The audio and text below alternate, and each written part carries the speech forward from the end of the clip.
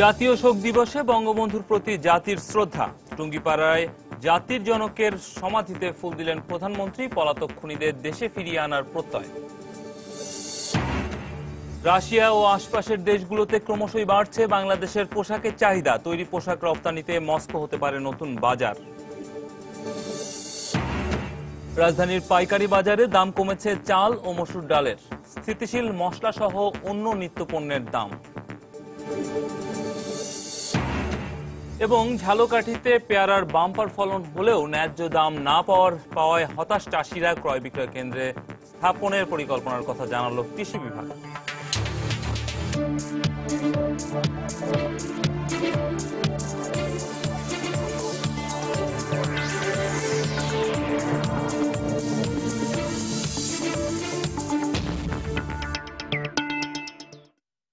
ছিলেন শিরোনাম। আমন্ত্রণ জানাচ্ছি দেশ ও দেশের বাইরের অর্থ বাণিজ্যের নানা খবর নিয়ে আমাদের নিয়মিত আয়োজনে সময়ের বাণিজ্যে। আর আপনাদের সঙ্গে আছি আমি রামিম হাসান। অর্থ বাণিজ্যের খবরে যাব, তবে তার আগে শোক দিবসের খবর। আজ শোকাবহ 15ই আগস্ট, জাতীয় শোক দিবস। জাতির জনক বঙ্গবন্ধু শেখ মুজিবুর রহমানের 40তম শাহাদত বার্ষিকীতে গোপালগঞ্জের টুঙ্গিপাড়ায় তার সমাধিতে শ্রদ্ধা নিবেদন করেছেন প্রধানমন্ত্রী শেখ হাসিনা। এ সময় তার সঙ্গে ছিলেন ছোট বোন শেখ রেহানা সহ আওয়ামী লীগের শীর্ষ নেতারা। সকাল 10:15টায় প্রধানমন্ত্রী বঙ্গবন্ধুর সমাধিতে শ্রদ্ধা নিবেদন করেন। এ সময় বিউগলে করুণ সুর বাজানো হয়। এরপর বঙ্গবন্ধুর আত্মার শান্তি কামনায় বিশেষ দোয়া মোনাজাত করা হয়। মোনাজাত শেষে মন্ত্রিপরিষদের সদস্য ও দলের সিনিয়র নেতাদের নিয়ে বঙ্গবন্ধুর সমাধিতে পুষ্পার্ঘ্য অর্পণ করেন প্রধানমন্ত্রী। প্রধানমন্ত্রীর শ্রদ্ধা নিবেদনের পর জাতীয় সংসদের speaker, deputy speaker, chief whip পুষ্পার্ঘ্য অর্পণ করেন। এরপর আওয়ামী লীগের সহযোগী সংগঠনের নেতাকর্মী ও সর্বস্তরের জনতা বঙ্গবন্ধুর সমাধিতে ফুল দিয়ে শ্রদ্ধা জানান। অর্পণ করবে বিভিন্ন রাজনৈতিক দল, সামাজিক। এর আগে দিনের শুরুতে ভোরে ধানমন্ডি 32 নম্বরে বঙ্গবন্ধুর প্রতিকৃতিতে ফুল দিয়ে শ্রদ্ধা জানান রাষ্ট্রপতি মোহাম্মদ আব্দুল হামিদ ও প্রধানমন্ত্রী শেখ হাসিনা। এছাড়া শ্রদ্ধা জানান জাতীয় সংসদের স্পিকার, প্রধান বিচারপতি, মন্ত্রিসভার সদস্য সহ বিভিন্ন রাজনৈতিক, সামাজিক ও সাংস্কৃতিক সংগঠনের নেতাকর্মীরা। পরে প্রধানমন্ত্রী বনানী কবরস্থানে নিহত স্বজনদের প্রতি শ্রদ্ধা জানান। এ সময় বঙ্গবন্ধুর পলাতক খুনিদের দেশে ফিরিয়ে আনার চেষ্টা চলছে বলে জানান জনপ্রশাসন মন্ত্রী সৈয়দ আশরাফুল ইসলাম। বাঙালির হাজার বছরের ইতিহাসের কলঙ্কময় দিন আজ। তাই বিনম্র শ্রদ্ধায় শোকাতুর এই দিনে ভোরের আলো ফুটতে না ফুটতেই স্বাধীন বাংলাদেশের রূপকার জাতির জনকের প্রতিকৃতিতে ফুলেল শ্রদ্ধা জানাতে আসেন রাষ্ট্রপতি ও প্রধানমন্ত্রী। এ সময় বিউগলে বেজে ওঠে করুণ সুর, জানানো হয় রাষ্ট্রীয় সশস্ত্র সালাম। এর কিছু পরেই দলীয় প্রধান হিসেবে শ্রদ্ধা নিবেদন করেন প্রধানমন্ত্রী শেখ হাসিনা। এরপর জাতির পিতার স্মৃতিফলকে একে একে শ্রদ্ধা জানান জাতীয় সংসদের স্পিকার, প্রধান বিচারপতি, মন্ত্রিসভার সদস্য এবং বিভিন্ন রাজনৈতিক, সামাজিক ও সাংস্কৃতিক সংগঠনের নেতাকর্মীরা। পরে সমাজের সর্বস্তরের জনতা শ্রদ্ধা জ্ঞাপনের জন্য উন্মুক্ত করে দেয়া হয় ধানমন্ডির 32 নম্বর সড়কটি। কিছু সময় 32 নম্বরের স্মৃতিমাখা সেই ভবনে অবস্থান শেষে পরিবারের অন্যান্য সদস্যদের সমাধিতে শ্রদ্ধা জানাতে প্রধানমন্ত্রী পৌঁছান বনানী কবরস্থানে। সঙ্গে ছিলেন ছোট বোন শেখ রেহানা। শ্রদ্ধা জানাতে গিয়ে বেশ কিছু সময় নীরবে দাঁড়িয়ে থাকেন তারা। পরে আওয়ামী লীগের সাধারণ সম্পাদক ও জনপ্রশাসন মন্ত্রী সৈয়দ আশরাফুল ইসলাম জানান বঙ্গবন্ধুর পলাতক খুনিদের দেশে ফিরিয়ে আনার চেষ্টা চলছে। মাননীয় প্রধানমন্ত্রীর নেতৃত্বে আমরা তার যারা শহীদ হয়েছেন তাদের কবরে আমরা পুষ্পস্তবক অর্পণ করেছি।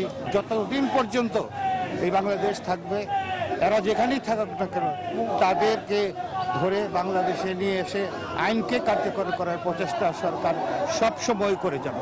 হাজার বছরের শ্রেষ্ঠ বাঙালিকে হত্যা করে পরাজিত শক্তি ধ্বংস করে দিতে চেয়েছে পুরো জাতিকে, কিন্তু তারা সেটি যেমন করতে পারেনি, তেমনি পারেনি বঙ্গবন্ধুর আদর্শকে কেড়ে নিতেও। দেবাশিস রায়, সময় সংবাদ, ঢাকা। এদিকে জাতীয় শোক দিবস উপলক্ষে দেশের বিভিন্ন স্থানে জাতির জনক বঙ্গবন্ধু শেখ মুজিবুর রহমানের প্রতিকৃতিতে পুষ্পার্ঘ্য অর্পণ ও শোক র্যালি হয়েছে। সকালে চট্টগ্রাম বিশ্ববিদ্যালয় ক্যাম্পাসের শহীদ মিনার থেকে শিক্ষক, ছাত্রলীগ ও বিভিন্ন সংগঠনের নেতাকর্মীরা শোক র্যালি বের করেন। র্যালিটি পুরো ক্যাম্পাস প্রদক্ষিণ করে প্রশাসনিক ভবনের সামনে গিয়ে শেষ হয়। পরে প্রথমবারের মতো স্থাপিত বঙ্গবন্ধুর প্রতিকৃতিতে পুষ্পার্ঘ্য অর্পণ করা হয়।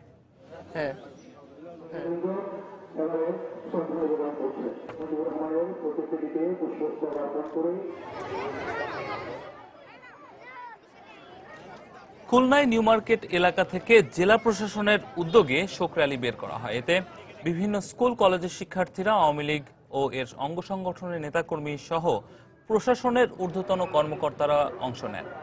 র্যালিটি শহরের প্রধান প্রধান সড়ক প্রদক্ষিণ করে খুলনা বেতারে গিয়ে শেষ হয়। পরে সেখানে বঙ্গবন্ধুর মুরালে ফুল দিয়ে শ্রদ্ধা নিবেদন করা হয়।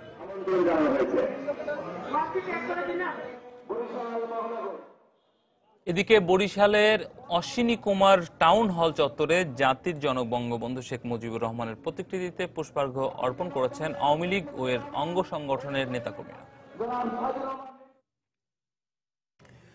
1975 সালের এই দিনেই বাঙালি জাতি হারিয়েছে হাজার বছরের শ্রেষ্ঠ সন্তান জাতির জনক বঙ্গবন্ধু শেখ মুজিবুর রহমানকে। সেদিন বিপদগামী একদল সেনা সদস্যের হাতে সপরিবারে নিহত হন বঙ্গবন্ধু। শোকবহ সেই দিনের কথা স্মরণ করে বঙ্গবন্ধুর রাজনৈতিক সহযোদ্ধারা বলেছেন, জাতীয় ও আন্তর্জাতিক ষড়যন্ত্রে ৭১-এর পরাজিত শক্তি বঙ্গবন্ধুকে হত্যা করে। বিশ্লেষকদের মতে বাংলাদেশকে যারা মেনে নিতে পারেননি তারা বঙ্গবন্ধুকে হত্যা করেছিল। এজাজ শ্রমিকের রিপোর্ট।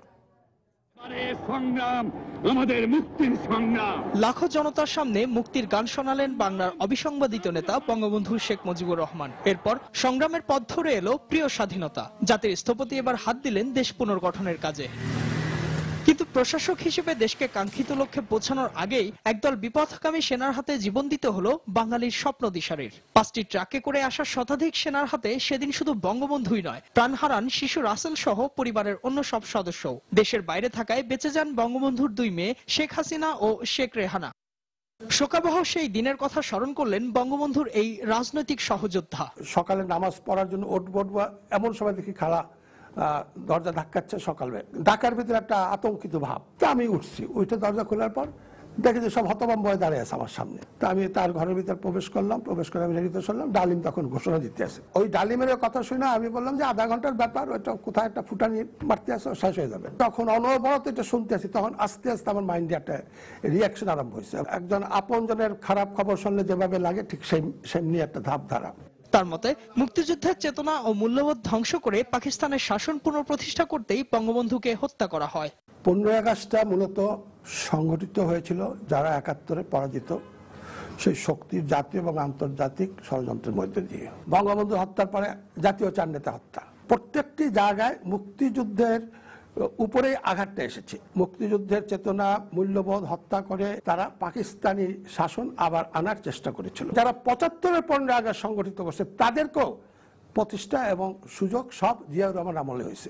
অধ্যাপক আনিসুজ্জামানের মতে 15ই আগস্টের পর থেকে বঙ্গবন্ধু শেখ মুজিবুর রহমানকে নানাভাবে বিতর্কিত করার চেষ্টা হলেও বাঙালির স্বাধীনতার স্বাদ পাইয়ে দেয় বঙ্গবন্ধুর ঋণ অপরিশোধ্য। যত দিন গেছে মানুষ উপলব্ধি করেছে যে বঙ্গবন্ধুকে যারা হত্যা করেছিল বাংলাদেশের স্বাধীন সত্তাকে চায়নি, তার নেতৃত্বেই আমরা আন্দোলন করে সংগ্রাম করে রক্তপাত করে স্বাধীন সার্বভৌম বাংলাদেশ অর্জন করেছি।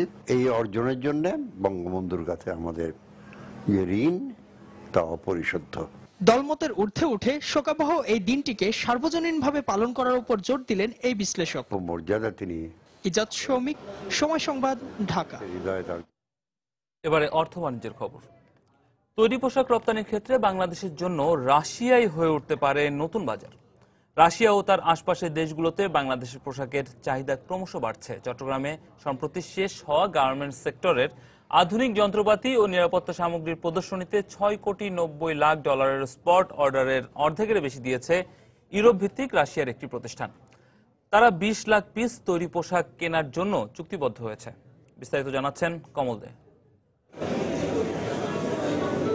বিদেশি ক্রেতা আকর্ষণের জন্য গার্মেন্টস ব্যবসায়ীদের সংগঠন বিজিএমইএ প্রতি বছর রাজধানী ঢাকা এবং বন্দরনগরী চট্টগ্রামে পৃথকভাবে আয়োজন করে থাকে তৈরি পোশাক পণ্যের মেলা।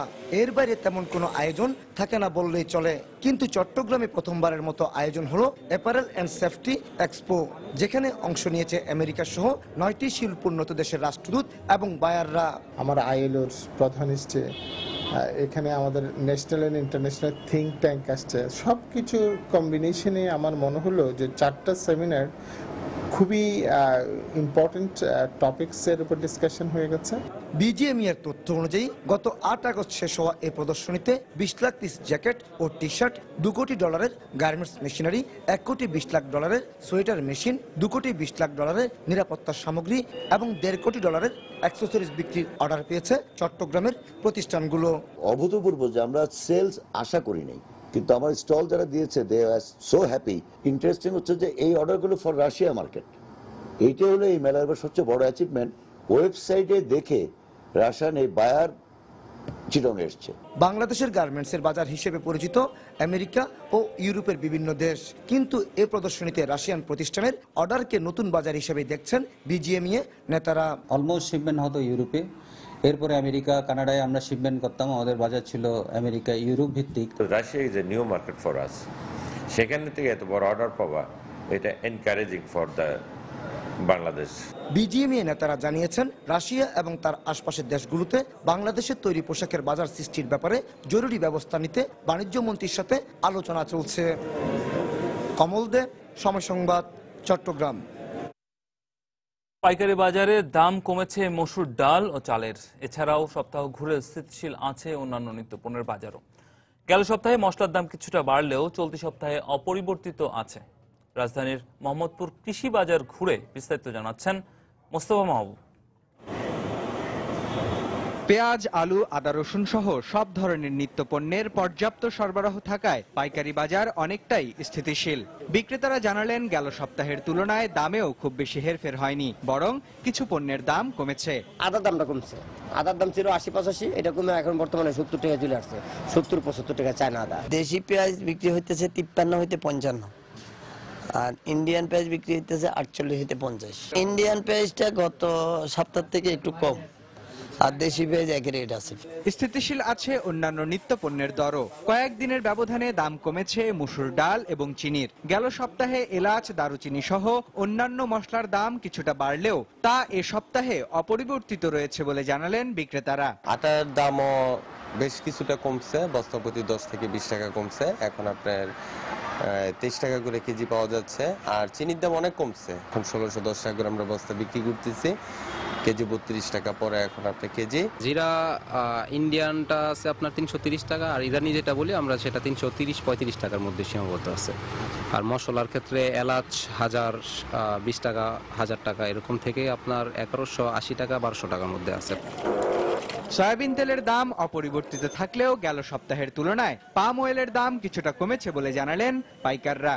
পাম মানে কোয়ালিটি দুইটা এ মাসে এক দামে 2500 টাকা বাইরে গেছিল, এখন আপনার আজকে কিছুটা কম আছে। পার কেজি হলো 79 টাকা পাম, আর সয়াবিন হলো 82 থেকে 85 টাকা। পাইকারি বাজারে পোলাওয়ের চাল বিক্রি হচ্ছে মানভেদে 58 থেকে 66 টাকায়। এছাড়া অন্যান্য চাল বিক্রি হচ্ছে আগের দামেই। মোস্তফা মাহবুব, সময় সংবাদ, ঢাকা। বেসরকারি বিশ্ববিদ্যালয়ের শিক্ষার্থীদের উপর আরোপিত 7.5% ভ্যাট প্রত্যাহার করা হবে না বলে জানিয়েছেন অর্থমন্ত্রী আবুল মাল আব্দুল মুহিত। শুক্রবার দুপুরে সিলেটের সরকারি শিশু পরিবার চত্বরে বঙ্গবন্ধু শেখ মুজিবুর রহমানের 40তম শাহাদত বার্ষিকী উপলক্ষে শিশুদের মাঝে পোশাক ও খাদ্য বিতরণ শেষে সাংবাদিকদেরকে তিনি একথা জানান। পুলিশ বাহিনীর সদস্য সংখ্যা অনেক বাড়ানো হয়েছে, গত 5 বছরে প্রায় 30,000, 36,000, আর এই মেয়াদে আমরা টোটাল 50,000 বাড়াবো। ওভারঅল যে দেশের আইন শৃঙ্খলা পরিস্থিতি সেটা ভালোই আছে, ডিসপাইট দি খুন খারাপ, ইট ইজ গুড। তারা সব 50,000, 30,000 টাকা বেতন দিতে পারে, আর মাত্র 7.5% ভ্যাট কেন দেবে না?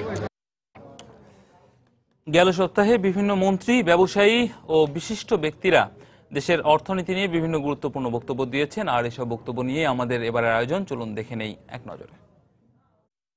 We have declared that it's a transit country. That benefit is not. দ্বিপক্ষীয় চুক্তিগুলো থেকে সুবিধা পাওয়ার ক্ষেত্রে অনুন্নত অবকাঠামো এবং যোগাযোগ ব্যবস্থাই এখন সবচেয়ে বড় বাধা, আর সেক্ষেত্রে অবকাঠামো এবং যোগাযোগ ব্যবস্থার উন্নয়নই এখন সবচেয়ে গুরুত্বপূর্ণ বিষয়। এই বিষয়ে সরকারের পাশাপাশি বেসরকারি খাতকেও এগিয়ে আসতে হবে।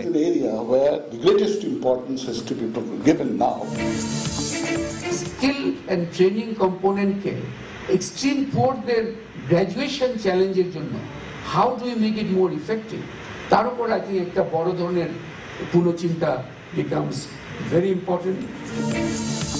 আয়ের প্রবৃদ্ধি একটি নেসেসারি কন্ডিশন, এছাড়া দারিদ্র্য বিমোচন সম্ভব নয়, সাস্টেইনেবল পভার্টি রিডাকশন সম্ভব নয়। একই প্রবৃদ্ধির হার দিয়ে দারিদ্র্য বিমোচন অনেক সহজ হয় যদি সেই সাথে আয়ে এবং ব্যয় এবং সম্পদের বৈষম্য কমানো যায়। এই দুর্নীতির চাইতে আরো বেশি ভয়াবহ মনে হয় আমরা সময় মতো কোনো অ্যাকশন নিতে পারি না, কোনো প্ল্যান করতে পারি না, প্রোগ্রাম করতে পারি না। প্ল্যান নাই, প্রোগ্রামিং নাই, এক্সিকিউশনস নাই। রাজনৈতিকভাবে বাংলাদেশকে বিবেচনা করা ছাড়া এটা না পাওয়ার কোনো কারণ নেই। যেখানে মার্কিন যুক্তরাষ্ট্রের প্রেসিডেন্ট বারাক ওবামা নাইরোবিতে বাংলাদেশের প্রশংসা করেছেন, সেখানে সামান্য জিএসপি সুবিধা না পাওয়ার কোনো কারণ নেই। WTOর সিদ্ধান্ত মোতাবেক মার্কিন যুক্তরাষ্ট্র ছাড়া সকলেই আমাদেরকে duty free, quota free market access দিয়েছে। যে শর্ত 16টা তারা দিয়েছিল আমরা পূরণ করেছি। আমার ধারণা জন্মেছে এই শর্তের থেকেও আরো বেশি যদি কিছু আমরা করি, তারপরে তারা এই যে স্থগিতাদেশ প্রত্যাহার করবে না। তো আমরা আশা করব যে আমাদের সাথে যেহেতু টিকফা আছে, তার আওতায় তারা আগামী দিনগুলোতে এটা বিবেচনা করবে, এই স্থগিতাদেশটা তারা প্রত্যাহার করবে। বাংলাদেশ পোশাক শিল্পের উন্নয়নে কাজ করছে, এ বিষয়ে তারা বেশ এগিয়েছে। আমরা তাদের কর্মপরিবেশের উন্নয়নে আরো সহায়তা করব। প্রতিযোগিতার বাজারে ব্যবসায়িক সম্পর্কের মাধ্যমে দাম নির্ধারণ হয়, তবুও আমরা দামের বিষয়ে আলোচনা করব। did not renew funding for GSP. 10 বছরেরও বেশি সময় ধরে বাংলাদেশের তৈরি পোশাক খাতের উপর নজর রেখেছিল যুক্তরাষ্ট্র। সবশেষ সাভারের রানা প্লাজা ধসের পর জিএসপি সুবিধা প্রত্যাহার করা হয়। এরপর কংগ্রেস থেকে 16টি শর্ত দেওয়া হয়েছিল বাংলাদেশকে, কিন্তু সেগুলো পূরণ করতে পারেনি বলেই জিএসপি সুবিধা ফেরানো হয়নি। এখানে কোনো রাজনৈতিক কারণ নেই। In the aftermath of Rana Plaza, not for any other political reason. GSP যদিও কোনো আমাদের বিজনেসের ক্ষতি না, বাট ইমেজের জন্য একটি বড় ক্ষতি। আমি অনুরোধ করব আমেরিকান অ্যাম্বাসেডরকে আজকে ফ্যাক্টরি দেখার পরে আমাদের যে মাইন্ড সেটআপ যে চেঞ্জ হয়ে গেছে, ইমিডিয়েটলি মেসেজ দেওয়ার জন্য যে আমরা এগিয়ে যাচ্ছি। ষড়যন্ত্র হয়েছে, ষড়যন্ত্র হবে। আওয়ামী লীগ এবং তার অঙ্গ সহযোগী সংগঠন যদি ঐক্যবদ্ধ থাকে, ইনশাল্লাহ কোন ষড়যন্ত্রই সফল হবে না। বাংলাদেশকে পেছনে নেবার জন্য এই যে আমাদের জিএসপি স্থগিত করেছে, দেয় নাই, আমাদের কোনো ক্ষতি হয় নাই, ক্ষতি হবে না। যে 122টি দেশ পেয়েছে তারা আগেরও পাওয়ার ছিল, আবার তাদেরকে পুনরায় দেওয়া হয়েছে। বাংলাদেশকে বাদ দেওয়া হয়েছে, বাংলাদেশকে দেয় নাই, স্থগিত। আমাদের ম্যানেজিং ডিরেক্টররা বলতে পারেন যে এখন সুপারভিশন কত উন্নত হয়েছে। অনেকেই অনেক কথা বলেন না জেনে। বাংলাদেশ ব্যাংকের চোখে ফাঁকি দিয়ে এখন কোনো ব্যাংক কিছু করতে পারবে আমার বিশ্বাস হয় না। যে ডিজিটাইজেশনের যে মাত্রা আমরা যেই জায়গায় নিয়ে গিয়েছি, একেবারে মানে যে কোনো জিনিস চোখে ধরা পড়বে, আমার ডিজিটাল স্ক্রিনে ধরা পড়বেই। দ্রুত আমরা পৌঁছে যেতে চাই গ্রামে গঞ্জে। প্রত্যেক 10 টাকার অ্যাকাউন্ট হোল্ডারের কাছে কার্ড দেওয়ার চ্যালেঞ্জ কি নিতে পারবেন আপনারা? পারবেন? এবার গেল সপ্তাহে শেয়ার বাজারের খবর। লেনদেন এবং সূচকের নিম্নমুখী প্রবণতার মধ্য দিয়ে গেল সপ্তাহে কার্যক্রম শুরু করে ঢাকা স্টক এক্সচেঞ্জ। সপ্তাহের প্রথম কার্যদিবসে লেনদেন হয় 673 কোটি 47 লাখ টাকা। এদিন সূচক ছিল 4844 পয়েন্ট। লেনদেন এবং সূচকের এই পরিমাণ পুরো সপ্তাহের মধ্যেই সর্বোচ্চ। দ্বিতীয় কার্যদিবসে ডিএসসির লেনদেন কমে দাঁড়ায় 660 কোটি 36 লাখ টাকা। এদিন সূচক ছিল 4815 পয়েন্ট। তৃতীয় কার্যদিবসে লেনদেন কমে 500 কোটির ঘরে পৌঁছায়। এদিন সূচক ছিল 4791 পয়েন্ট, যা পুরো সপ্তাহের মধ্যে সর্বনিম্ন। তবে চতুর্থ কার্যদিবসে লেনদেন কিছুটা বেড়ে দাঁড়ায় 615 কোটি 79 লাখ টাকায়। এদিন সূচক ছিল 4821 পয়েন্টে। পঞ্চম কার্যদিবসে ডিএসসিতে লেনদেন হয় 603 কোটি 24 লাখ টাকা। এদিন সূচক ছিল 4808 পয়েন্ট। লেনদেনের এই পরিমাণ পুরো সপ্তাহের মধ্যে সর্বনিম্ন। সপ্তাহ জুড়ে লেনদেন হওয়া প্রতিষ্ঠানগুলোর মধ্যে 104টি প্রতিষ্ঠানের শেয়ারের দাম বেড়েছে, কমেছে 200টির এবং অপরিবর্তিত ছিল 21টি প্রতিষ্ঠানের শেয়ারের দাম। শেয়ারের দাম বাড়া প্রতিষ্ঠানগুলোর মধ্যে শীর্ষে ছিল Northern jute manufacturing, সিভিও petrochemical refinery এবং অ্যাপেক্স ট্যানারি। অন্যদিকে দাম কমেছে এমন প্রতিষ্ঠানগুলোর মধ্যে সন্ধানী life insurance, fourth ICB mutual fund এবং বিচ হ্যাচারি উল্লেখযোগ্য।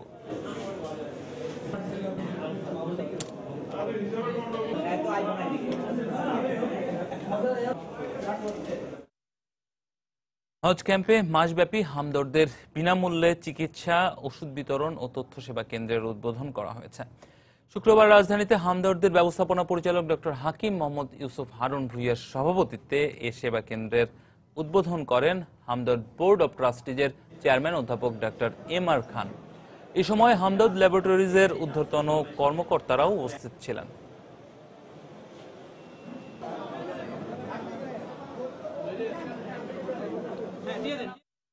বাংলাদেশ শিশু একাডেমির জমি উচ্চ আদালতের কাছে হস্তান্তর না করার দাবিতে মানববন্ধন করেছেন শিশু একাডেমিতে অধ্যয়নরত শিশু শিল্পীদের অভিভাবকরা। গতকাল বিকালে শিশু একাডেমির সামনে মানববন্ধনে অভিভাবকদের সঙ্গে শিশু শিল্পীরাও অংশ নেন।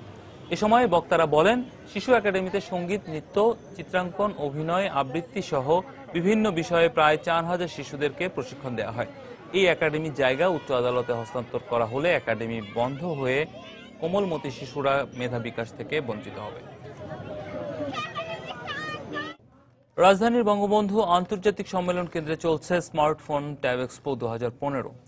মেলা উপলক্ষে বিভিন্ন কোম্পানি নিয়ে এসেছে তাদের সর্বশেষ প্রযুক্তির পণ্য, আর মূল্য ছাড় সহ নানা অফারে নিজেদের জন্য পণ্য কিনতে পেরে সন্তুষ্ট ক্রেতারা। বিস্তারিত কামরুল হাসান সবুজের রিপোর্টে। এমন উপচে পড়া ভিড় আর নিজেদের চাহিদা মতো পণ্যের খোঁজ খবর নিতে আসা দর্শনার্থীদের ব্যস্ততায় প্রথম দিন থেকেই মুখর স্মার্টফোন আর ট্যাব নিয়ে চতুর্থবারের এই আয়োজন। সর্বশেষ প্রযুক্তি ও মডেলের ডিভাইস সম্পর্কে জানানোর পাশাপাশি ব্যবহারকারীদের বাড়তি সুযোগ দিতেই মেলায় অংশ নিয়েছে ফোন ও ট্যাব নির্মাতা বিভিন্ন প্রতিষ্ঠান। বিদেশ ভ্রমণ, মূল্য ছাড়, কুপন ড্র, গিফট সহ ক্রেতা আকর্ষণের সব প্রতিষ্ঠানই দিচ্ছে কোনো না কোনো অফার। দুইটা ইনোভেটিভ প্রোডাক্ট নিয়ে আসছে। 13.3 ইঞ্চি স্ক্রিন হচ্ছে QHD, মানে ফুল এইচডি চেয়েও নেক্সট ভার্সন এটা, এবং এটার মধ্যে একটা ইন্টারনাল প্রজেক্টর আছে। সিম্ফনির সবগুলো পণ্যের উপর 4% ডিসকাউন্ট দিচ্ছি। মেলা থেকে ফোন কিনবেন তারা পাবেন সিঙ্গাপুর যাওয়ার সুযোগ, যে কোনো লাকি উইনার। মেলা উপলক্ষে আমাদের নতুন একটা মডেল হচ্ছে, ওটা হচ্ছে 375, সর্বোচ্চ 3000 টাকা পর্যন্ত আমরা ডিসকাউন্ট দিচ্ছি। একই ছাদের নিচে টেক জায়ান্টদের এমন আসরে ক্রেতা দর্শনার্থীরাও খুঁজে নিচ্ছেন নিজেদের পছন্দের গ্যাজেটটি, সাথে মেলা উপলক্ষে বিশেষ ছাড়। ট্যাবলেট পিসি দেওয়ার জন্য ঘুরছি, দেখছি ফিচার্সগুলো ভালো লাগলে ডেফিনেটলি কিনে নেব। অ্যাকচুয়ালি ফোনের জন্য এসেছিলাম, বেসিক্যালি সেলফির জন্য। হ্যাঁ আছে, বাট আমি রেঞ্জের মধ্যে পাচ্ছি না। অফার সব মিলিয়ে আসলে খুব ভালো একটা সুযোগ আমাদের জন্য, যে বিভিন্ন রকম ফোন কেনার সাথে ফোন সম্পর্কে জানা। আর মেলার শুরু থেকেই দর্শনার্থীদের আগ্রহ ও বেচা বিক্রির হিসাব মিলিয়ে গত 3 আসরের চেয়ে এবারের প্রাপ্তিটাকে একটু এগিয়ে রাখছেন আয়োজকরা। পার্টিসিপেন্টদের রেসপন্স বলেন আর সাধারণ মানুষের চাহিদাই বলেন, গত 3 বারের চেয়ে এবারে মেলা অনেক বেশি সফল। প্রথম দিন যে পরিমাণ ভিজিটর আছে তার চেয়ে অনেক বেশি আমাদের ভিজিটর গতকালকে হয়েছে, এবং আশা করছি যে গতকালের চেয়ে আজকে আরো অনেক বেশি হবে। এমন আয়োজন আরো বড় পরিসরে করার দাবি জানালেন প্রযুক্তি প্রেমীরা। কামরুল হাসান সবুজ, সময় সংবাদ, ঢাকা। দর্শক, এই মুহূর্তে বঙ্গবন্ধু আন্তর্জাতিক সম্মেলন কেন্দ্রে মেলা প্রাঙ্গণে আছেন সহকর্মী মোস্তফা মাহবুব। প্রদর্শনীর শেষ দিনের খবর জানতে আমরা সরাসরি চলে যাচ্ছি তার কাছে। মাহবুব। রামিম, আপনি জানেন যে তথ্য প্রযুক্তিতে কিন্তু বাংলাদেশ প্রতিনিয়তই এগিয়ে যাচ্ছে, এবং এই এগিয়ে যাওয়ার ক্ষেত্রে কিন্তু যে সমস্ত আসলে ডিভাইস, সেই ডিভাইসগুলোর কিন্তু একটি বড় ভূমিকাও কিন্তু আছে। তারই ধারাবাহিকতা আমরা দেখেছি যে গত কয়েক বছরে কিন্তু বাংলাদেশে যে স্মার্টফোনের ব্যবহার বা ট্যাবলেট পিসির যে ব্যবহার, সেই ব্যবহারটি কিন্তু বেড়েছে। তারই এই ট্যাবলেট পিসি এবং যে স্মার্টফোন, এইসব ডিভাইসেরই কিন্তু মেলা চলছে এখানে। 3 দিন হলো এই মেলা শুরু হয়েছে, গত 13ই আগস্ট, আজকে কিন্তু শেষ দিন। এবং আজকে সকালে কিন্তু আমি এখানে দেখেছি যে সকাল থেকেই মোটামুটি তারুণ্যের বেশ উপস্থিতি এখানে দেখতে পাওয়া গেছে, এবং এখনো আপনি দেখতে পাবেন যে বিভিন্ন স্টলগুলোতে এখানে সারা বিশ্বের নামি দামি সব ব্র্যান্ডের স্টল কিন্তু এখানে এসেছে, এবং বিভিন্ন ধরনের যেসব ইলেকট্রনিক্স ডিভাইস, সেগুলোর প্রদর্শনী কিন্তু এখানে দেখতে পাওয়া যাচ্ছে। এখানে স্মার্টফোন যেমন আছে, পাশাপাশি ট্যাবলেট পিসিও দেখতে পাচ্ছেন, এবং ল্যাপটপেরও বেশ কয়েকটি প্রদর্শনী বা স্টল কিন্তু এখানে আছে। এবং মেলা উপলক্ষে কিন্তু আসলে বিভিন্ন ধরনের অফার এখানে দর্শনার্থীদের জন্য রয়েছে, বিভিন্ন ধরনের সুযোগ সুবিধাও কিন্তু এখানে আছে। এখানে নগদ অর্থ ছাড়ের ব্যবস্থা যেমন আছে, তেমনি বিক্রয়োত্তর যে সেবা, সেই সেবারও কিন্তু সুযোগ এখানে আছে। তো এখানে আসলে বলা হয়ে থাকে যে তথ্য প্রযুক্তির যে ধারণাটি এটি মূলত তারুণ্য নির্ভর এবং তরুণরাই কিন্তু এই যে তথ্য প্রযুক্তিতে এগিয়ে যাওয়ার যে প্রত্যয় বা সংগ্রাম, সেই সংগ্রামকে কিন্তু প্রতিনিয়তই এগিয়ে নিয়ে যাচ্ছে। তো আমরা কিন্তু দেখতে পেয়েছি যে এখানে গত 3 দিন ধরে যে মেলাটি চলছে সেই মেলাটিতেও কিন্তু তরুণদেরই অংশগ্রহণ আমরা দেখেছি। এই মুহূর্তে কিন্তু আমরা দেখতে পাচ্ছি যে তরুণরা কিন্তু আসছেন এবং নতুন নতুন বাজারে আসা যে নতুন যে ডিভাইসগুলো, সেই ডিভাইসগুলো সম্পর্কে কিন্তু তারা তথ্য নিচ্ছেন এবং সর্বশেষ সংযোজিত যে ডিভাইসগুলো বা সুযোগ সুবিধা নিয়ে যে ডিভাইসগুলো, সেই ডিভাইসগুলো সম্পর্কে কিন্তু জানতে চাচ্ছেন। তো আমার সঙ্গে এখন এই মুহূর্তে আসলে এই যে মেলার যে আয়োজক যারা আছেন, মেলা আয়োজকদের একজন আমার সঙ্গে আছেন। আমরা তার কাছে আসলে জানতে চাইব যে আসলে এই যে উদ্দেশ্য নিয়ে এই মেলাটি আয়োজন করা হয়েছিল, সেই উদ্দেশ্যটি আসলে কতটুকু সফল হলো। তো এই যে মেলা তো আসলে 3 দিনের মেলা, যেমনটা আমরা জানি যে আজকেই শেষ হয়ে যাচ্ছে। তো এই 3 দিনে আসলে আপনারা কতটুকু সাড়া পেলেন এবং যে উদ্দেশ্যে আসলে এই মেলাটি আয়োজন করা হয়েছিল সেটি কতটুকু সফল হলো আমার দর্শকদেরকে যদি একটু জানান। আসলে এবারে মেলাটা আমাদের 4র্থবারের মতো আয়োজন করা হয়েছে। বিগত 3 বছর ধরে আমরা মেলাটা আয়োজন করছি এবং প্রথম থেকে আমাদের সফলতা বলতে আমরা যেটা বলবো যে আমরা সফলভাবেই এটা আয়োজন করতে সক্ষম হয়েছি এবং গত 2 বারের বলেন আর 3 বারের বলেন, 3 বারের তুলনায় এবারে মেলাটা আরো বেশি আমরা বড় পরিসরে আয়োজন করেছি এবং তারপরও আমরা গতকালকে দেখেছি যে আমরা দর্শকদের এক পর্যায়ে আমরা জায়গা দিতে পারছিলাম না। তো আমরা আশা করছি যে এই মেলাটা ভবিষ্যতে আরো বড় পরিসরে আয়োজন করার চেষ্টা করব, যেন সাধারণ মানুষের তারা তাদের চাহিদা মতো হ্যান্ডসেট ডিভাইস এবং ট্যাবলেট পিসিগুলো দেখে শুনে বুঝে যেন তারপরে নেওয়ার সুযোগটা পায়। এবং সফলতার দিক দিয়ে আমরা এক কথাই বলতে পারি যে আমরা সফল, কারণ আমাদের সফলতাটা নির্ভর করে আমাদের পার্টিসিপেন্টদের উপরে। তাদের সাথে আমরা কথা বলে জেনেছি তারা সকলেই সফল। কিছুক্ষণ আগে যখন আপনার সাথে আমার কথা হচ্ছিল তখন আপনি বলছিলেন যে এখানে আসলে সারা বিশ্বের মোটামুটি নামি দামি ব্র্যান্ডগুলো আছে। সেই সাথে আমরা জানি যে বাংলাদেশেও এখন কিছু কিছু ব্র্যান্ড তৈরি হয়েছে যারা আসলে এই তথ্য প্রযুক্তিতে বা এই যে ইলেকট্রনিক্স যে ডিভাইসগুলো, সেই ডিভাইসগুলোতে অংশগ্রহণ করছে এবং বাংলাদেশে কিছু ব্র্যান্ড এসেছে। তো এই মেলায় আসলে তাদের অংশগ্রহণ বা তাদের উপস্থিতিগুলো কীরকম বা সেই সব আউটলেটে আসলে সারা কীরকম সেটা জানতে। হ্যাঁ, অবভিয়াসলি আমরা যেটা বলতে পারি যে বাহিরের দেশে যেরকম আমাদের হ্যান্ডসেটগুলো আমাদের দেশে সবাই ব্যবহার করে, অ্যাট দ্য সেম টাইম আমাদের দেশীয় ব্র্যান্ডগুলো খুবই জনপ্রিয় আমাদের, যেরকম আমাদের সিম্ফনি, যেটা বর্তমান বাজারের আমরা বলতে পারি অ্যারাউন্ড 70% মার্কেট শেয়ার দখল করে আছে। তো তাদের এখানে আমাদের যে ডিভাইসগুলো নিয়ে আসছে, তাদের নতুন একটি ডিভাইস লঞ্চ করেছে কিছুদিন আগে। সেই ডিভাইসটা এখানে আমরা গতকালকেও দেখেছি যে অনেক দর্শনার্থী তারা কেনার চেষ্টা করেছেন, যারা গতকালকে পায়নি তারা বুকিং দিয়ে গিয়েছেন, তারা আজকে নেবেন। সো এটা থেকেই বোঝা যায় যে আসলে তাদের সফলতা কতটুকু। আসলে মেলায় যে ধরনের পণ্যগুলো আসলে বিক্রি হয়, বিক্রয়ের পরে আসলে বিক্রয়োত্ত সেবার যে বিষয়টি থাকে, মেলায় বিক্রির ক্ষেত্রে এই বিক্রয়োত্ত সেবাটি আসলে বিভিন্ন আউটলেট থেকে কেনার ক্ষেত্রে যে ধরনের দ্রুত বিক্রয়োত্ত সেবা গ্রাহকরা পান, সেই ক্ষেত্রে আসলে মেলা থেকে ওই ধরনের সেবা নিশ্চিত করার বিষয়টি নিয়ে একটু জানতে চাই যে একই ধরনের সেবা কি পাচ্ছে, কিংবা আসলে এটা আসলে কতটুকু আপনার বিক্রয়োত্ত সেবাটুকু নিশ্চিত করতে পারছে এই মেলায় অংশগ্রহণকারী প্রতিষ্ঠানগুলো, সেটা একটু জানতে চাই। একটি আউটলেট থেকে বিক্রিত হ্যান্ডসেট এবং মেলা থেকে বিক্রিত হ্যান্ডসেটের মাঝখানে কোনো পার্থক্য নেই। একটি আউটলেট থেকে যখন একটি হ্যান্ডসেট বিক্রি হয়, তারা যে বিক্রয়োত্ত সেবা দিয়ে থাকে, এখান থেকেও যাদের বিক্রয়োত্ত সেবা আছে তারা এখান থেকেও সেটা দিচ্ছে। কিন্তু প্রত্যেকটা কোম্পানিরই একটি নির্দিষ্ট সার্ভিস সেন্টার আছে, সেখান থেকে তাদেরকে গিয়ে নিতে হয়। তো তারা এখান থেকে একটি কাগজ দিয়ে দিচ্ছে, তাদের সেখানে আউটলেটগুলো ঠিকানা আছে, সেখানে গিয়ে তাদের ওয়ারেন্টি কার্ডটা দেখালেই তারা বিক্রয়োত্ত সেবাটা পেয়ে যাবে। জনাব নাহিদ, আপনাকে অনেক ধন্যবাদ। দর্শক, আমরা কথা বলছিলাম নাহিদ সিদ্দিকীর সঙ্গে, উনি হেড অব অপারেশন এই মেলার যে আয়োজক কর্তৃপক্ষ, সেই আয়োজক কর্তৃপক্ষের। তো এখান থেকে কিন্তু আমরা দেখতে পাচ্ছি যে প্রচুর দর্শনার্থী আজ এসেছেন এবং মোটামুটি বলা যায় যে বঙ্গবন্ধু আন্তর্জাতিক সম্মেলন কেন্দ্রে যে মেলাটি হচ্ছে, সেই মেলায় কিন্তু আজকে সকালে শেষ দিনে কিন্তু বেশ উপচে পড়া ভিড় দেখা যাচ্ছে। দর্শক, আমরা যদি আমাদের বাম পাশে দেখব যে বিভিন্ন নানা বয়সের মানুষ এবং নানা বয়সের মানুষ সেই সাথে আসলে পরিজন নিয়েও কিন্তু অনেককেই আমরা দেখতে পাচ্ছি তারা আসছেন এবং পছন্দের যে একটি হ্যান্ডসেট, সেই হ্যান্ডসেটটি কিন্তু কেনার জন্য তারা চেষ্টা করছেন। আমরা দেখতে পাচ্ছি যে একজন দর্শনার্থী একটি নতুন হ্যান্ডসেট দেখছেন। আপনার সাথে একটু কথা বলতে চাই। আমরা এই যে মেলাটি হচ্ছে স্মার্টফোনের যে মেলা, আপনি একটি সিম্ফনি সেট দেখতে পাচ্ছিলেন, তো কি দেখলেন আসলে? কি ধরনের সুযোগ সুবিধা বা নতুন সংযোজন আপনি খুঁজছেন সেটা আসলে আদৌ পাচ্ছেন কিনা সেটা একটু জানতে। কনফিগারেশন দেখতেছি সেটা কিরকম আর কি, এটা দেখে তারপরে অনেকগুলো নতুন সেট আসছে সেটাও দেখতেছি আর কি। এই যে এখানে অনেকগুলো সেট আমরা দেখতে পাচ্ছি, তো এই সেটগুলোর মধ্যে আপনার পছন্দের যে সুযোগ সুবিধাগুলো সেগুলো আছে কিনা এবং এর দাম আসলে আপনার ক্রয় ক্ষমতার মধ্যে কিনা সেটা একটু জানতে চাই। না, পছন্দ হয়েছে কিন্তু ক্রয় ক্ষমতার মধ্যেই আছে দাম এটা।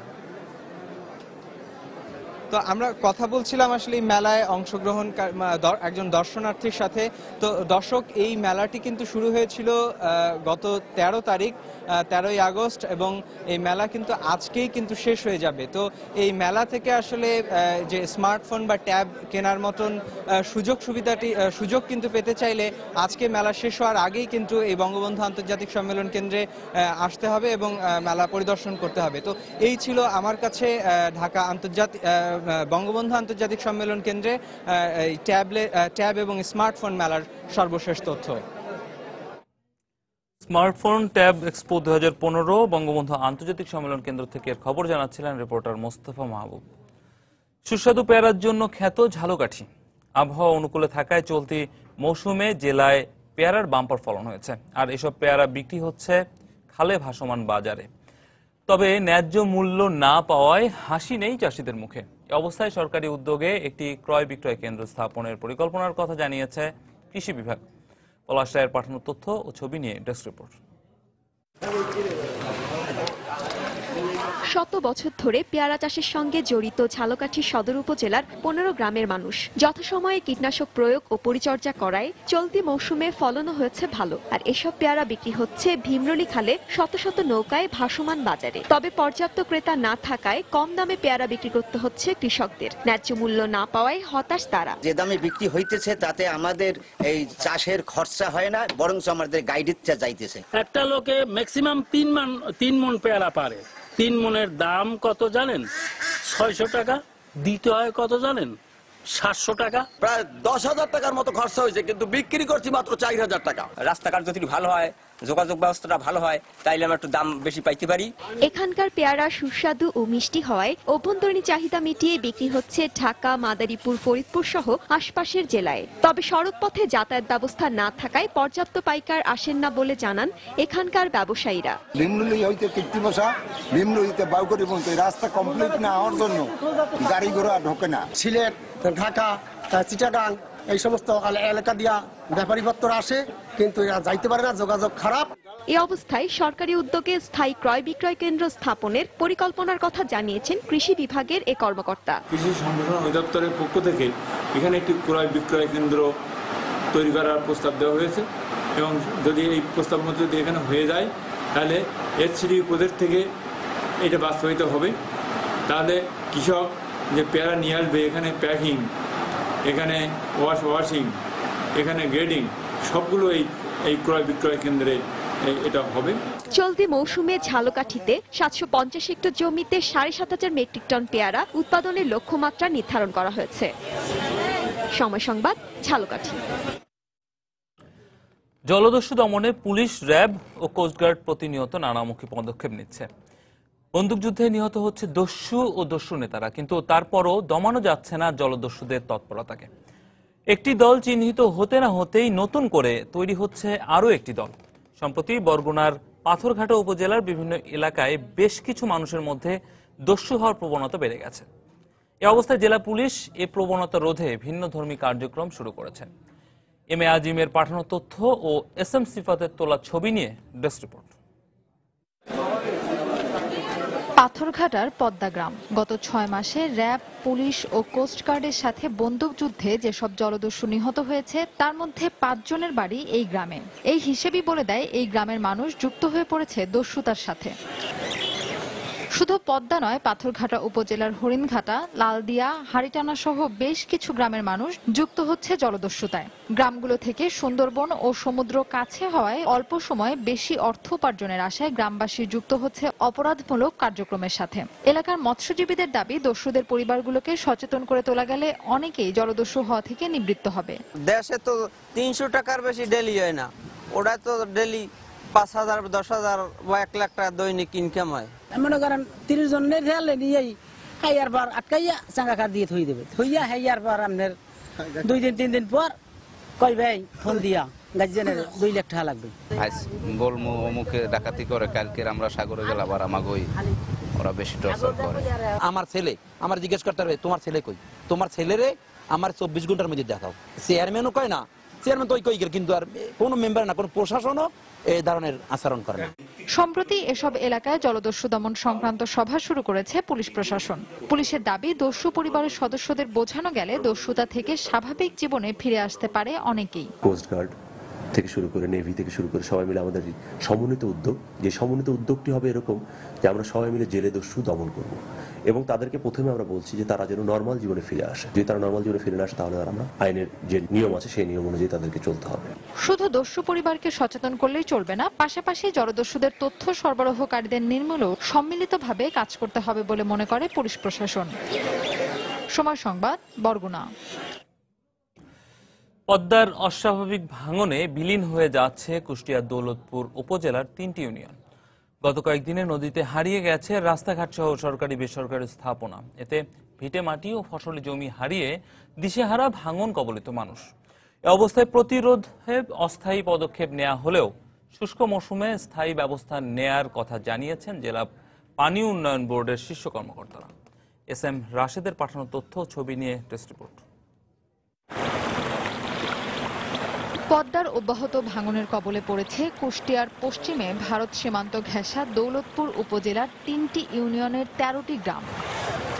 গত কয়েকদিনে নদীতে বিলীন হয়ে গেছে চিলমারি, রামকৃষ্ণপুর ও ফিলিপনগর ইউনিয়নের সঙ্গে দৌলতপুর উপজেলার সংযোগকারী 50 মিটার পাকা সড়ক সহ মসজিদ, মন্দির ও বিভিন্ন শিক্ষা প্রতিষ্ঠান। একই সঙ্গে হারিয়ে গেছে ইসলামপুর, আবেদের ঘাট ও বাংলা বাজার সহ 13টি গ্রামের ফসলি জমি ও ভিটেমাটি। এতে দিশেহারা হয়ে পড়েছেন ভাঙন কবলিত মানুষ। জমি জায়গা যা ছিল ভিটেমাটি এখন সব নদী, আমরা এখন অসহায়, আমাদের বাড়ি ঘর ভেঙে গেছে, আমরা এখন রাস্তায় বসে আছি। স্কুলে গিয়ে দেখি যে স্কুল পুরোপুরি ভেঙে গেছে। 2টা বিল্ডিং এ প্রায় 10টা রুমে আমাদের 550 ছেলে এখানে লেখাপড়া করে। সেই 550 ছেলে লেখাপড়া করার মতন এখন আর কোনো বাকি জায়গা নাই। এই অবস্থায় জরুরি ভিত্তিতে বালির বস্তা ফেলে ভাঙন রোধে অস্থায়ী ব্যবস্থা নেওয়া হয়েছে। তবে শুষ্ক মৌসুমে স্থায়ী ব্যবস্থা নেওয়া হবে বলে জানিয়েছেন পানি উন্নয়ন বোর্ডের এই কর্মকর্তা। ওই এলাকায় একটা স্থায়ী প্রতিরক্ষামূলক কাজের প্রকল্প একনেক কর্তৃক গত 4 তারিখে অনুমোদিত হয়েছে। এই কাজটা আমরা আগামী সকল ঠিকাদার নিয়োগ করে আনুষ্ঠানিকতা সম্পন্ন করে আগামী শুষ্ক মৌসুমে কাজটি বাস্তবায়ন করবে। চলতি বর্ষা মৌসুমে কুষ্টিয়ার দৌলতপুর উপজেলার 2.5 লক্ষাধিক মানুষ ভাঙনের কবলে রয়েছেন। সময় সংবাদ, কুষ্টিয়া। দেশের বাইরের অর্থ বাণিজ্যের খবর। গ্রিসকে তৃতীয় মেয়াদে 8,600 কোটি ইউরো ঋণ দিতে আর কোনো বাধা নেই বলে জানিয়েছেন ইউরোজোনের নীতি নির্ধারকরা। গ্রিস পার্লামেন্টের অধিকাংশ সদস্য ঋণ চুক্তির পক্ষে ভোট দেওয়ার পর ব্রাসেলসে এক বৈঠকে গ্রিসকে ঋণ দেওয়ার চূড়ান্ত সিদ্ধান্তে আসে দাতাগোষ্ঠী। তবে আইএমএফ প্রধান ক্রিস্টিন লাগার্দে বলছেন, দেশটির বিপর্যস্ত অর্থনীতির স্বার্থে ইউরোজোনের এখন গ্রিসের ঋণ কিছুটা মওকুফের ব্যবস্থা করা উচিত। নানামুখী টানাপোড়েন আর সিদ্ধান্তহীনতার পর এবার দাতাগোষ্ঠীর স্পষ্ট কথা, গ্রিস থাকছে ইউরোজোনেই। শুক্রবার অ্যাথেন্সের পার্লামেন্টের ভোটাভুটিতে অধিকাংশ সদস্য চুক্তির পক্ষে ভোট দেয়, আবারও সংখ্যাগরিষ্ঠতা পেয়ে পাশ হয় চুক্তিটি। এর পরপরই ব্রাসেলসে ইউরোজোনের অর্থমন্ত্রীদের বৈঠক থেকে সিদ্ধান্ত আসে গ্রিসকে তৃতীয় দফায় ঋণ দিতে আর কোনো বাধা নেই। 8,600 কোটি ইউরো ঋণের পাশাপাশি 5 বছর মেয়াদের বিভিন্ন ধরনের ব্যয় সংকোচন নীতি মেনে চলার শর্ত থাকলেও এই চুক্তির ব্যাপারে বেশ আশাবাদী সিপ্রাস সরকার। Financing envelope agreed by the এই ঋণ চুক্তিতে আসার জন্য গেল কয়েক মাস গ্রিক সরকার অনেক কষ্ট করেছে। এ বৈঠকে গ্রিসকে ঋণ দেওয়ার ব্যাপারে চূড়ান্ত সিদ্ধান্তে পৌঁছাতে পেরেছি আমরা। তবে পাশাপাশি গ্রিসকে অর্থনৈতিক পুনর্গঠনের জন্য আমাদের দেয়া সব শর্ত পালন করতে হবে, এটা তাদের জন্যই ভালো। তবে চুক্তির বিষয়ে সন্তোষ প্রকাশ করলেও আন্তর্জাতিক মুদ্রা তহবিলের প্রধান ক্রিস্টিন লাগার্দে বলছেন ভিন্ন কথা। গ্রিসের এখন ঋণ পেতে কোনো বাধা নেই, এটা সত্যিই সন্তোষজনক। কিন্তু আমার মনে হয় ইউরোজোনের অর্থমন্ত্রীদের এখন গ্রিসের কিছু ঋণ মওকুফ করা উচিত। আগামী সপ্তাহে জার্মানি এবং ইউরোজোনের কয়েকটি দেশের পার্লামেন্টে অনুমোদনের পর ইউরোপিয়ান স্ট্যাবিলিটি মেকানিজম থেকে 2600 কোটি ইউরো সহায়তা পাবে গ্রিস। এর মধ্যে ব্যাংকগুলোতে জরুরি ভিত্তিতে দেয়া হবে 1000 কোটি ইউরো। ঈশিতা ব্রহ্ম, সময় সংবাদ। দুবাই থেকে পানামা পর্যন্ত বিশ্বের সবচেয়ে বেশি সময় ধরে চলা ফ্লাইট চালু করতে যাচ্ছে এমিরেটস এয়ারলাইন্স। চালু হওয়ার পর ফ্লাইটটি সার্ভিস দেবে অন্তত 17 ঘন্টা 35 মিনিট।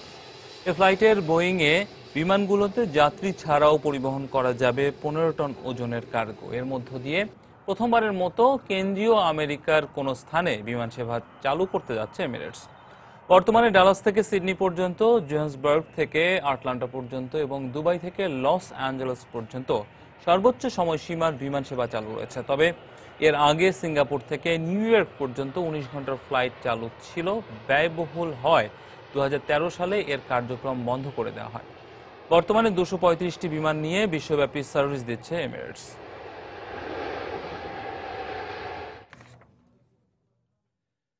ক্রমবর্ধমান জনসংখ্যার দেশে পর্যটন খাত দিন দিনই চাঙ্গা হয়ে উঠবে বলে ভারতের বিমানের বাজার ধরতে আগ্রহী যুক্তরাষ্ট্রের বিমান নির্মাতা প্রতিষ্ঠান বোয়িং।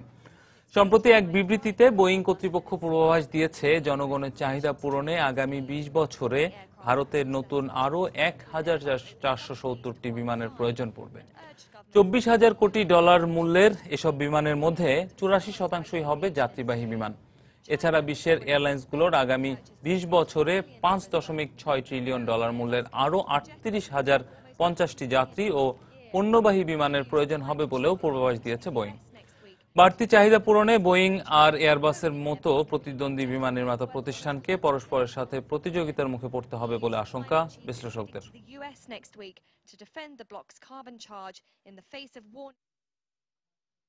আবারও জানিয়ে দিচ্ছি এ সময়ের বাণিজ্যের শিরোনামগুলো।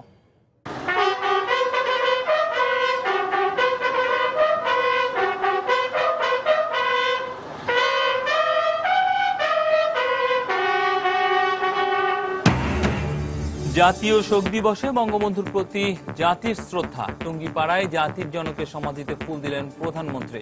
পলাতক খুনিদের দেশে ফিরিয়ে আনার প্রত্যয়। রাশিয়া ও আশপাশের দেশগুলোতে ক্রমশই বাড়ছে বাংলাদেশের পোশাকের চাহিদা। তৈরি পোশাক রপ্তানিতে মস্কো হতে পারে নতুন বাজার। রাজধানীর পাইকারি বাজারে দাম কমেছে চাল ও মসুর ডালের, স্থিতিশীল মশলা সহ অন্য নিত্যপণ্যের দাম। এবং ঝালকাঠিতে পেয়ারার বাম্পার ফলন হলেও ন্যায্য দাম না পাওয়ায় হতাশ চাষিরা। ক্রয় বিক্রয় কেন্দ্রে স্থাপনের পরিকল্পনার কথা জানালো কৃষি বিভাগ। এই ছিল সময় বাণিজ্যের। যে কোনো খবর পেতে ভিজিট করুন সময়নিউজ.tv আর সঙ্গে থাকুন সময়।